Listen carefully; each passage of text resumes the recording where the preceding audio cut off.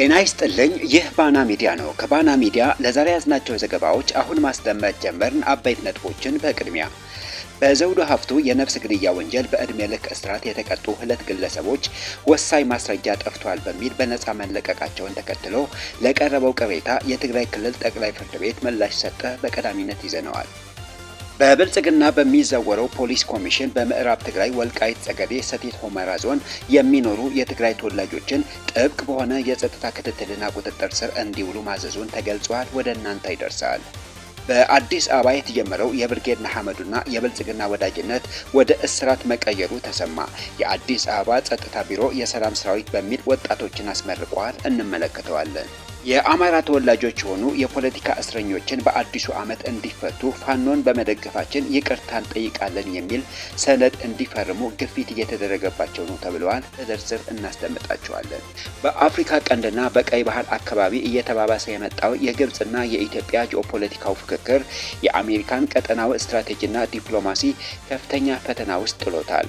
የሱዳን ጦር በበኩሉ ኢትዮጵያን ከሰሰ የሚሉ ሌሎች ዜናዎች ይዘናል። አብራችሁን ቆዩ።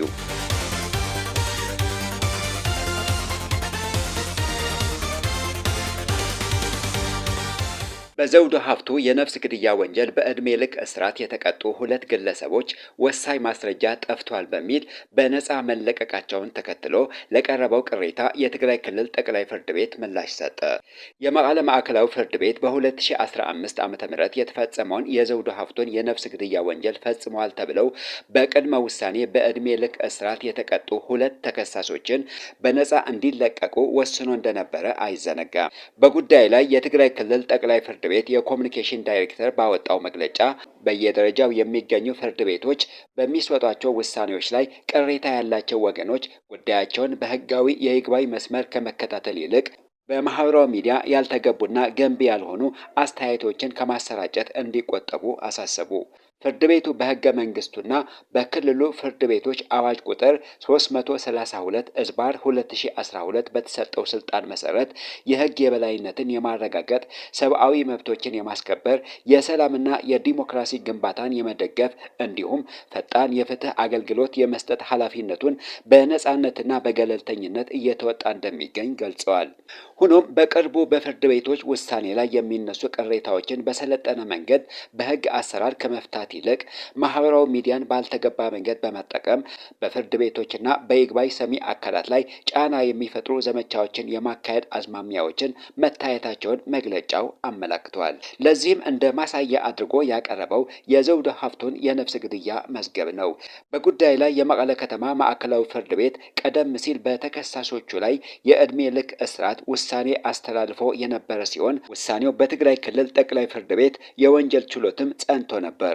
ሆኖም ተከሳሾቹ ለጠቅላይ ፍርድ ቤቱ የሰበር ችሎት ባቀረቡት አቤቱታ መሰረት የሰበር ችሎቱ ሊጣሩ የሚገባቸው ነጥቦችን በመኖራቸው ውሳኔውን በመሻር ጉዳዩ እንደገና እንዲታይ ለመቀለ ከተማ ማዕከላዊ ፍርድ ቤት መሪ ትዕዛዝ ሰጥቶ መመለሱን አብራርተዋል። የመቀለ ከተማ ማዕከላዊ ፍርድ ቤትም በሰበር ችሎት የተላኩለትን ነጥቦች መሰረት በማድረግ ተጨማሪ ማስረጃዎችን በመቀበልና ምስክሮችን በመስማት በሐምሌ 29 2018 ዓ.ም በዋለው ችሎት ተከሳሾቹን በነፃ እንዲሰናበቱ ወስኗል።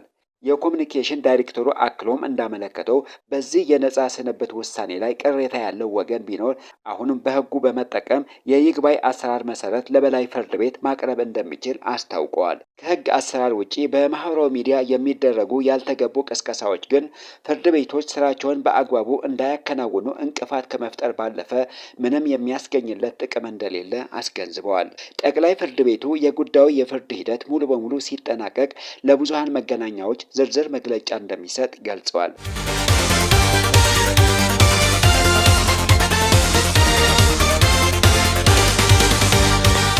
በብልጽግና በሚዘወረው የአማራ ክልል ፖሊስ ኮሚሽን በምዕራብ ትግራይ ወልቃይት ጸገዴ ሰቲት ሁመራ ዞን የሚኖሩ የትግራይ ተወላጆችን ጥብቅ በሆነ የጸጥታ ክትትልና ቁጥጥር ስር እንዲውሉ ማዘዙን ተገልጿል። ከአማራ ብሔራዊ ክልላዊ መንግስት ፖሊስ ኮሚሽን የመረጃና ክትትል ዳይሬክቶሬት በሁመራ ለሚገኘው በብልጽግና ለተሾሙ የዞኑ ፖሊስ ዳይሬክቶሬት የተላከ ደብዳቤ ጥብቅ ክትትል ስለማድረግ የሚል ርዕስ የተሰጠው መሆኑ ተመላክተዋል። ኮሚሽኑ የጸጥታ አካላት የህወሓት ወኪሎችንና ከዳተኞችን ለይተው እንዲከታተሉ ከማዘዝ ባሻገር በዞኑ የሚኖሩ ሁሉም የትግራይ ተወላጆች ከአባታቸው ወይም ከእናታቸው አንዳቸው የትግራይ ተወላጆች የሆኑ ቅይጥ ዜጎች ቀደም ሲል የህወሓት መሪዎችና ደጋፊዎች የነበሩ እንዲሁም በአሁኑ የፖለቲካ አሰላለፍ ድርጅቱን ይደግፋሉ ተብለው የሚጠረጠሩ አካላት ልዩ ትኩረት ተሰጥቷቸው በቁጥጥር ስር እንዲውሉ ያዝዛል። መመሪያው በእነዚህ አካላት ላይ ተገቢው ክትትል እንዲደረግና መረጃ ሲገኝ አስፈላጊውን ህጋዊ እርምጃ እንዲወሰድ ያዘዘ ሲሆን ይህ አባባል በጸጥታ አካላት ዘንድ ሰፊ ትርጉም ተሰጥቶት ከመደበኛ የፍርድ ቤት ሂደት ውጭ ለሆኑ ጥቃቶች መንገድ ሊከፍት ይችላል በሚል ሰፊ ስጋት ፈጥረዋል። ክትትሉ በፖለቲካዊ እንቅስቃሴ ላይ ብቻ ሳይወሰን ማንኛውም የትግራይ ተወላጅ በብሔሩ ምክንያት ብቻ ኢላማ ማድረጉ ዓለም አቀፍ የሰብአዊ መብት ድንጋጌዎችና የዜጎችን የእኩልነት መብት የሚጥስ በመሆኑ ከፍተኛ ትኩረትን ስበዋል። ይህ መመሪያ ይፋ የሆነው ቀደም ሲል በሁመራ ወልቃይትና ጠገዴ አካባቢዎች በሰብአዊ መብቶች ተቋማት ዘንድ ሰፊ የመብት ጥሰት በተመዘገበበት ቀጠና ነው።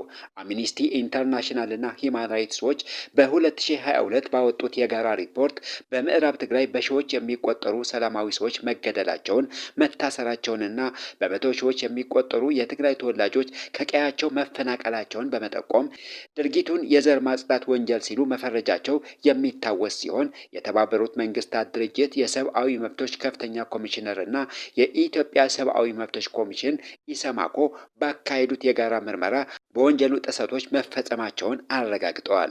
ይህ የወጣው መመሪያ በምዕራብ ትግራይ የሚካሄደውን የብሔር ተኮር ክትትልና ጫና ለማድረግ ከፍተኛ የሰነድ ማስረጃ ሊሆን እንደሚችል ቢገመትም የሰነዱን ትክክለኛነት በገለልተኛ አካል ማረጋገጥና መመሪያውን በቦታው እንዴት መሬት ላይ እንደተተገበረ በጥልቅ መመርመር አስፈላጊ እንደሆነ ተገልጿል።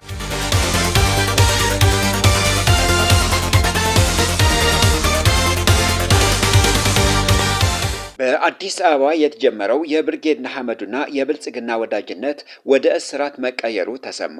ከአንድ ሳምንት በፊት በበየነ ውፍይ የሚመራው የብርጌድ ንሓመዱ ክንፍ ጠቅላይ ሚኒስትር አብይ አህመድ ስለ ኤርትራ አሰብና ባረንቱ የእኛ ነው ባሉበት ጊዜ ከብልጽግና ፓርቲ ጎን እንደሚቆም ገልጸው ነበር። በወቅቱ ብርጌድ ንሓመዱ በሰጠው መግለጫም ከብልጽግና ጋር በመሆን ጽምዶ የተባለውን እንቅስቃሴ እንደሚታገል የኤርትራን ዲያስፖራ በማደራጀትና በሀገር ውስጥ ያለውን የህዝብ የለውጥ ፍላጎት በማጠናከር በኤርትራ ስር ነቀል የፖለቲካ ለውጥ ለማምጣት እንደሚሰራ አስታውቆ ነበር። ነገር ግን ይህ ወዳጅነት ሳምንት ሳይሞላው በፍጥነት የተቀየረ ይመስላል። ዳሮና ኮሚዩኒቲ ባወጣው ይፋዊ መግለጫ እንዳመለከተው በአሁኑ ወቅት በአዲስ አበባ የሚገኙ የብርጌድ ንሓመዱ አመራሮችና አባላት በእስራትና እንግልት ላይ ይገኛሉ። የኢትዮጵያ መንግስት ብርጌድ ንሓመዱን አባላት ላይ እየፈጸመ ያለውን ህገወጥ አሰራርና ወከባ አሳሳቢ መሆኑን ጠቅሶ የፖለቲካ ልዩነቶችን በውይይትና በህጋዊ መንገድ እንጂ በማስፈራራት መፈታት እንደሌለባቸው አሳስበዋል። አክሎም የኢትዮጵያ መንግስት የታሰሩበትን ህጋዊ ምክንያት በግልጽ እንዲያብራራ፣ ተጠያቂዎችን ፍርድ ቤት እንዲያቀርብ ወይም ያለምንም ቅድመ ሁኔታ በአስቸኳይ እንዲፈታቸው ጥሪ አቅርበዋል። ዛሬ በአዲስ አበባ ነገ በአስመራ በሚል ያስጠነቀቀውን መግለጫው የኤርትራ ተቃዋሚዎችን ከእርስ በርስ ፍጅት ወጥተው መብታቸውን በጋራ እንዲያስከብሩ ጥሪ አቅርበዋል። ይህ አዲስ ክስተት ከአንድ ሳምንት በፊት በብርጌድ ንሓመዱና በብልጽግና መካከል አዲስ ጥምረት ተጀምሮ የነበረ ቢሆንም በአዲስ አበባ በሚገኙ የኤርትራ ተቃዋሚዎች ላይ አዲስ የእስራትና እንግልት እየተፈጸመ ነው ተብሏል። እስራቱና እንግልቱ በኤርትራውያን ብቻ የሚያበቃ ሳይሆን በትግራይና በአማራ ተወላጆችም እየተፈጸመ ነው ተብለዋል። ይህንን የሚያስፈጽሙ ደግሞ የአዲስ አበባን ከተማ ሰላምና ጸጥታ አስተዳደር ቢሮ የሰላም ሰራዊት በሚል ወጣቶችን አስመርቋል። ከዚህ ቀደም በ2013 እና በ2014 የትግራይ ተወላጆችን ከየቤታቸው እየለቀመ ወደ ማጎሪያ ቤት በማስገባት ከፍተኛ ስቃይና ግፍ እንደፈጸመባቸው አይዘነጋም።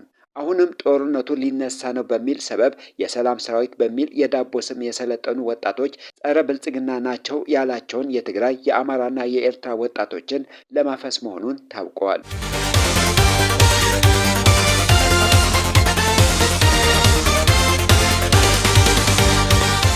የአማራ ተወላጆች የሆኑ የፖለቲካ እስረኞችን በአዲስ ዓመት ለመፍታት መንግስት ታራሚዎችን ይቅርታ እንዲጠይቁ እያግባባ መሆኑን ታወቀ። የአማራ ተወላጅ የሆኑ የፖለቲካ እስረኞችን በአዲስ ዓመት እንዲፈቱ ፋኖን በመደገፋችን ይቅርታ እንጠይቃለን የሚል ሰነድ እንዲፈርሙ ግፊት እየተደረገባቸው ይገኛል። በቀረበ የይቅርታ ሰነድ ላይ አንፈርምም ባሉ የፖለቲካ እስረኞች ላይ ከወትሮ ለየት ያለ የከፋ አያያዝና ተደጋጋሚ ጥብቅ ፍተሻ እየተደረገባቸው እንደሚገኝ ታውቋል።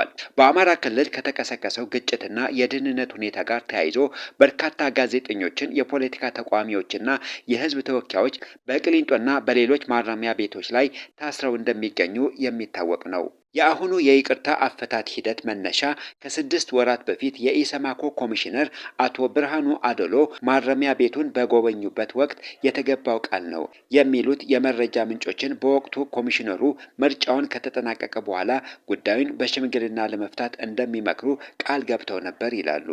በመቀጠልም በሰኔ ወር 2018 ዓ.ም ወደ ማረሚያ ቤቱ በድጋሚ በመመለስ ከጠቅላይ ሚኒስትሩ ዘንድ ፈቃድ ማግኘታቸውን በመግለጽ እስረኞቹ ተወካይ ኮሚቴ እንዲመርጡ ማድረጋቸው ተሰምቷል። ነገር ግን ንግግሮች ይደረጋሉ ተብሎ ሲጠበቅ መንግስት ቅድመ ሁኔታዎችን አስቀምጧል ብሏል ይላል መሰረት ሚዲያ የመረጃ ምንጩን ጠቅሶ። በቀረበው የይቅርታ ሰነድ ላይ የተካተተው በአማራ ክልል ጽንፈኛው ቡድንን በሚያደርገው ትግል ላይ መሳተፌ ስህተት መሆኑን በማመን መንግስትና ህዝብን ይቅርታ እጠይቃለሁ ይላል። በክልሉ ለጠፋው ህይወትና ለወደመው ንብረት ኃላፊነት ወስዳለሁ። ሁለተኛ በእንዲህ ያለ ጸረ ሰላም ተግባር እንደማልሳተፍ ቃል እገባለሁ። ይህንን አድርጌ ብገኝ መንግስት ማንኛውም እርምጃ እንዲወስድብኝ በፍቃዴ እፈርማለሁ በሚል እንዲፈርሙ ተጠይቀዋል። አቶ ዮሐንስ ያለው ዶክተር ወንዶሰን አሰፋ፣ ዶክተር ሲሳይ አውጋቸው ጨምሮ 30 እስረኞች ይህንን ሰነድ አንፈርምም በማለት መለየታቸውን ተረጋግጠዋል። በአሁኑ ወቅት መንግስት የቀረበውን ሰነድ ያልፈረሙትን እስረኞች ምን እናድርጋቸው በሚል ዙሪያ ውይይቶችን እየተደረጉ ይገኛሉ በማለት አንድ የመንግስት የመረጃ ምንጭ ለመሰረት ሚዲያ ተናግረዋል። ከይቅርታው በፊት የ3 ወይም የ2 ቀን ስልጠና ለመስጠትና አይደገምም የሚል ጽሑፍ ያለበት ቲሸርት ለማዘጋጀት ዝግጅት እየተደረገ እንደሆነም ተገልጿል።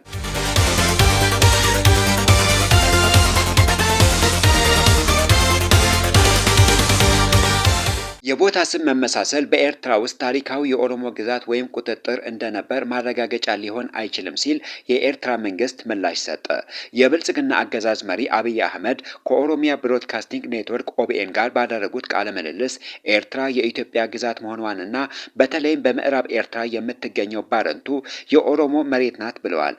የኤርትራ ባረንቱ የኩናማና ናራ ብሔረሰቦች ታሪካዊ መኖሪያ መሆኑን እየታወቀ ቦታዋ የኦሮሞ መሬት ናት ማለታቸው በበርካቶች ዘንድ ስጋት ፈጥሯል። ለዚህ ምላሽ የሰጡት የኤርትራ ኢንፎርሜሽን ሚኒስተር የማነ ገብረ መስቀል የኢትዮጵያ ጠቅላይ ሚኒስትር አብይ አህመድ በኤርትራ ውስጥ ታሪካዊ የኦሮሞ ግዛት ነበሩ ሲሉ ላቀረቡት አባባል የውሸት ትርክት ሲሉ ምላሽ ሰጥተዋል። ሚኒስተሩ በኤክስ ገጻቸው ባሰፈሩት መግለጫ ጠቅላይ ሚኒስተሩ ለቀረበው አባባል እንደ ማስረጃ የተጠቀሙት በኤርትራና በኦሮሚያ ክልል መካከል ያሉ ቦታዎችን ስም መመሳሰል ነው። እንደ ባረንቱና ሶራ ያሉ የቦታ ስም መመሳሰል በኤርትራ ውስጥ ታሪካዊ የኦሮሞ ግዛት ወይም ቁጥጥር እንደነበር ማረጋገጫ ሊሆን እንደማይችል አብራርተዋል። በተጨማሪም ኦሮሞዎች ወደ ኤርትራ ደርሰው ነበር፣ እንዲሁም የባህረ ነጋሽ መንግስት ወረው ነበር የሚሉ አባባሎች ከታሪክ እውነታዎች ያለፈና አደገኛ የፖለቲካ አንድምታ ያላቸው ናቸው ሲሉ አሳስበዋል። የኤርትራ ኢንፎርሜሽን ሚኒስተር አክለውም ይህ አይነቱ ታሪክን መልሶ የመቃኘት አካሄድ ኢትዮጵያ የባህር በር ማግኘት አለብኝ ከምትለው ጥያቄና ስለ ኤርትራ ወሰን እንዲሁም ስለ ዳህላክ ደሴቶች ከተናገረቻቸው ንግግሮች ጋር የተያያዘ መሆኑን ጠቁመዋል። ይህ የኤርትራ ሉዓላዊነትን ለመጣስ የሚደረግ የፖለቲካና ሕጋዊ ሽፋን ፍለጋ እንደሆነ በማስጠንቀቅ በብልጽግና ፓርቲ በኩል እየቀረበ ያለውን ንግግር በ2018 እንደ አውሮፓውያን አቆጣጠር በሁለቱ ሀገራት መካከል የተፈረመውን በሁለገብ ሕጎችና በኤርትራና በኢትዮጵያ የድንበር ኮሚሽን ውሳኔ ላይ የተመሰረተውን የሰላምና የወዳጅነት ስምምነት የሚቃረን ቀስቀሳ ነው ብለውታል።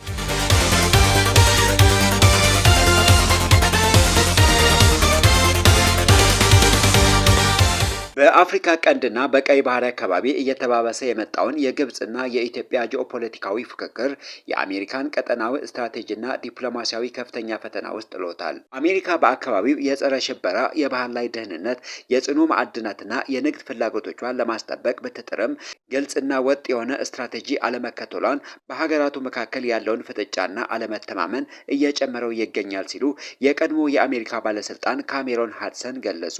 የፕሬዝዳንት ዶናልድ ትራምፕ የአፍሪካ ጉዳዮች ከፍተኛ አማካሪ ማሳድ ብሎስ በካይሮ ከግብጽ፣ ኤርትራና ሶማሊያ የውጭ ጉዳይ ሚኒስትሮች ጋር ያደረጉት ውይይት በቀጠናው አዲስ ስጋት ፈጥረዋል። በውይይቱ ወቅት ግብጽና ኤርትራ የቀይ ባህር ደህንነትና ጥበቃ የባህር ዳርቻ ሀገራት ብቻ ውሳኔ ሊሆን ይገባል ማለታቸው ዘላቂ የባህር በር ለማግኘት የምትጥረውን 130 ሚሊዮን ሕዝብ ያላትን ኢትዮጵያን ያገለለና የተዘዋዋሪ ማስጠንቀቂያ የተላለፈበት ሆኖ ተወስዷል ብለዋል። ብሎስ ዋሽንግተን በኢትዮጵያ ላይ ያተኮረ ጥምረት የመመስረት ፍላጎት የላትም ቢሉም የነበሩትን ስጋቶች ማርገብ አልቻሉም። በአንጻሩ አሜሪካ በኢትዮጵያ አየር መንገድ 12.5 ቢሊዮን ዶላር የአውሮፕላን ማረፊያ ግንባታ ፕሮጀክት ላይ የአሜሪካ ኩባንያዎች እንዲሳተፉ ፍላጎት ማሳየቷ፣ ከኤርትራ ጋር ደግሞ ማዕቀብ ለማንሳት ውይይት መጀመሯንና ከኢትዮጵያ ጋር ወታደራዊ ውይይት ማድረጓን የቀጠናውን ሀገራት ለዋሽንግተን እውነተኛ አቋም ጥርጣሬ እንዲያድርባቸው አድርገዋል። የውጥረቱ ዋነኛ መንስኤ ከነበረው ታላቁ የኢትዮጵያ ህዳሴ ግድብ በተጨማሪ አሁን ላይ የኢትዮጵያ የቀይ ባህር በር ፍላጎት ዋና መነጋገሪያ ሆኗል። በህዳሴው ግድብ በኩል አሁን ያለው ዋና ትኩረት ኢትዮጵያ በተለይም በድርቅ ወቅት በታችኞቹ የተፋሰስ ሀገራት ላይ የውሃ ስርጭት እንዴት እንደምትቆጣጠርና ማሰሪያ ያለው ስምምነት ይኖር ይሆን በሚለው ላይ ያተኮረ ነው። በሌላ በኩል ኢትዮጵያ ከሶማሊላንድ ጋር ያደረገችው የመግባቢያ ስምምነት ካይሮ፣ አስመራና ሞቃዲሾ ወደ አንድ ወገን በመሳብ አዲስ የቀጠናዊ አሰላለፍ ስጋት ፈጥረዋል። ኢትዮጵያ ከሶማሊላንድ ጋር የመግባቢያ ስምምነት መፈረሟን ተከትሎ ግብጽ ለሶማሊያ ወታደራዊ ድጋፍ ማቅረቧንና ከኤርትራ ጋር የባህር ትራንስፖርት ስምምነት መፈራረሟን ኢትዮጵያ በካይሮና በአስመራ እገታ እየተደረገብኝ ነው የሚል እምነት እንዲኖራት አድርጓታል። አሜሪካ በሶማሊያ ለሚገኘው የአፍሪካ ህብረት ሰላም አስከባሪ የምታደርገውን የሎጂስቲክስ ድጋፍ ለማቆም ማሰቧን ሁለቱ ሀገራት በሶማሊያ ውስጥ በጋራ የመስራት እድላቸውን አጥብቦት ይበልጥ ወደ ፉክክር እንዲገቡ መንገድ የሚከፍት ነው ብለዋል። የቀድሞ የአሜሪካ ባለስልጣን ካሜሮን ሃድሰን እንደሚሉት ዋሽንግተን የቀጠናውን ፉክክር በቸለልተኝነት እያለፈች የራሷን የንግድና የደህንነት ፍላጎት ማሳካት የምትችል ይመስላታል። ነገር ግን የቀጠናውን ሀገራት እርስ በርስ እንዳይጋጩ ዋሽንግተን በግልጽ የተቀመጠ መፍትሄ ይዛ መቅረብ አለባት ሲሉ አሳስበዋል።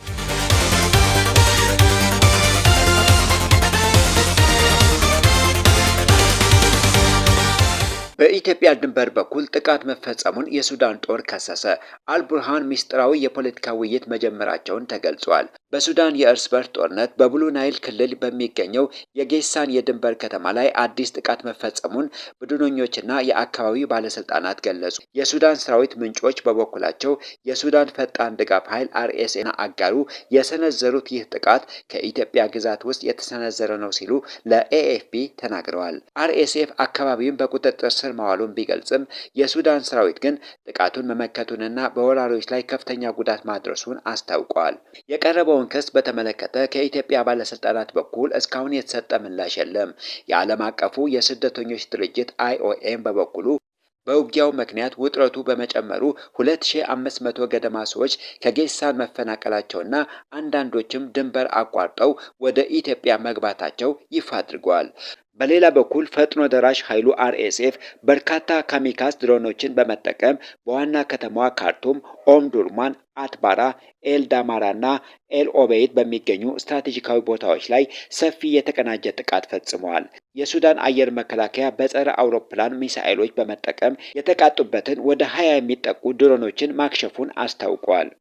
ከተመቱት ድሮኖች መካከል አንዳንዶቹ በመስጊድና በግብርና መሬቶች ላይ ማረፋቸው ተገልጿል።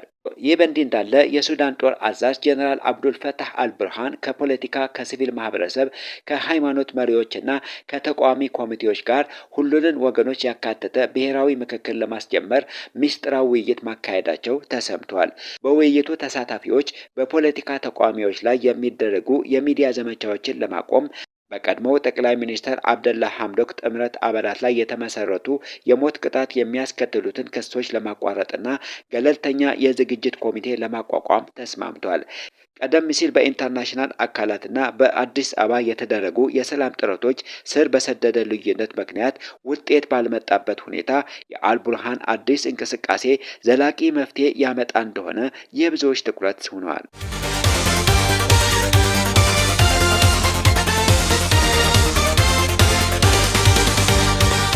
የተከበራችሁ የፋና ሚዲያ ተከታታዮች ለዛሬ ያዝናቸው ዜናዎች እነዚህን ይመስሉ ነበር።